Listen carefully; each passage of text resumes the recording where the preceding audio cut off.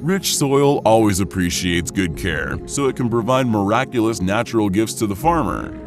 However, James Bristle, a farmer from Michigan, got something more exciting from the ground. He had a field to grow soybeans, and one day he noticed something sticking out of the ground that looked like an old decayed fence post at first sight. However, the find turned out to be much more amazing. James got an excavator to dig deeper and was stunned to see a well-preserved skull. These were the bones of a woolly mammoth that lived on the planet about 15,000 years ago. The multi-ton giant was approximately 40 years old when it died. Archaeologists found most of the animal's skeleton, including the almost intact skull with tusks, though they did not find its limbs.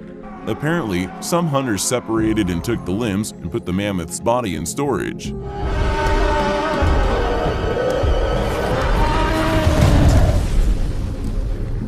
It is noteworthy that James exercised his right to keep some of the mammoth remains and gave most of the bones and the skull to a local museum. That was the first discovery.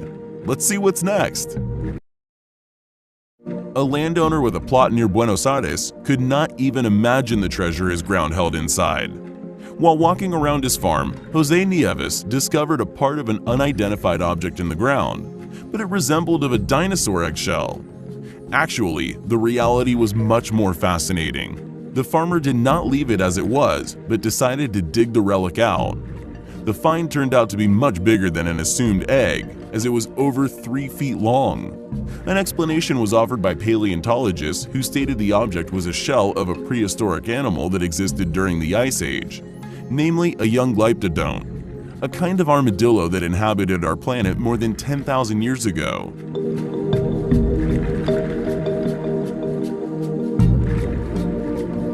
The discovery was unique, as the osseous structure was well preserved considering the time since the animal died.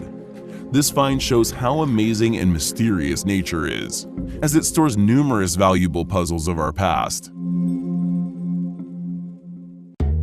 A famous discovery was made by mere chance.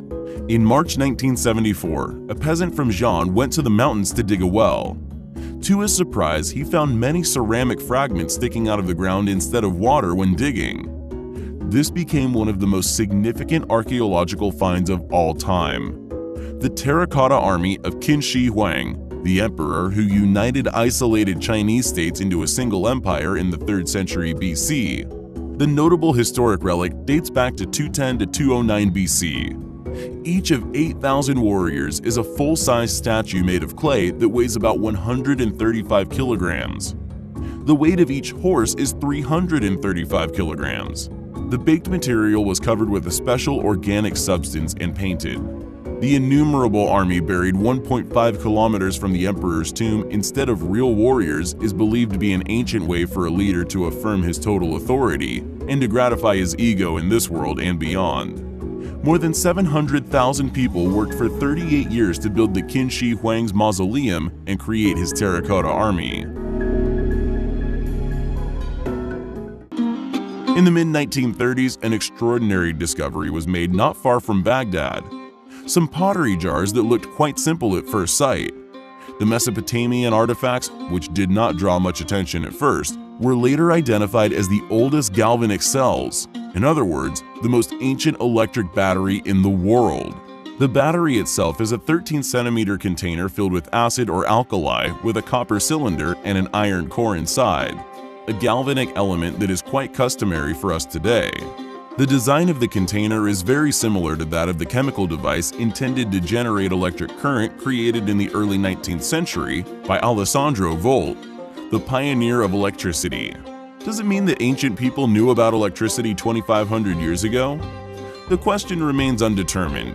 In 1947, Willard F. Gray, an American physicist, made an exact copy of the Baghdad battery using copper sulfate as the electrolyte.